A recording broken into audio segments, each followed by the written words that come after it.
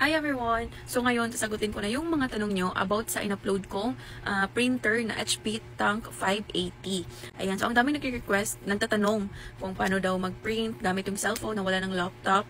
Ayan, so hindi daw makonect yung wifi nila through cellphone or sa printer. So katulad nito, bakit di ako makakonect sa wifi? Phone lang gamit ko, ayaw man-detect yung printer sa smart app. Make sure talaga na meron kayong smart app. Free lang po yan kapag nag-download kayo. Ayan, at naka-register kayo. So, ito yung tutorial ko. Kasi ito na pala yung printer na HP Smart Tank 580. Ayan po siya. So, first is, dapat may HP Smart ka. Ayan. Yan talaga yung pinaka-importante natin, yung HP Smart. So, on lang natin yung printer, guys. Ayan.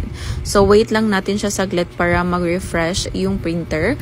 Tapos, i-on natin yung Wi-Fi na logo. Ayan po. Pagkatapos nyan is,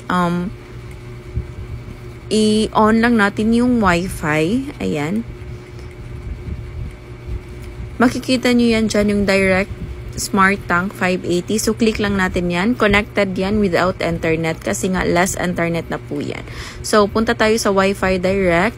Pagkatapos nyan, antayin nating lumabas yung direct 580. Ayan, lumabas na siya. Pagkapindot natin dyan, so, ayan, nag-blink na yung inverted exclamation mark, yung parang letter I. Ayan. Invited na yan. Tapos, antayin lang natin maging connected para go na tayo. So, meron tayong camera scan dito, guys. Kapag blurred yung documents nyo, pwede nyo siyang gamitin. Tingnan nyo. So, from black, nagiging white na siya. Ito na, guys, pwede mo na siyang ma-print. Meron siyang color or black and white. So, try natin mag-print para makita nyo kung gumagana ba talaga siya. Ayan. Sobrang napakaganda talaga nitong printer na to, guys. Ayan. Ayan siya, oh. Nagra-run na yung piniprint niya. Ayan, lalabas na yan. Gawin nyo ito ng step by step, guys, para makuha nyo talaga kung paano mag-print gamit yung cellphone talaga. O, diba? Perfect. Lumabas na yung piniprint natin na galing sa phone. So, sobrang effective, sobrang maganda, sobrang walang hassle na. Kasi cellphone lang yung gamit without laptop. Pwede naman may laptop, pero parang mas hassle na kasi more on send to messenger na lang yung i-print, ganun. So, mas madali na lang po talaga siya.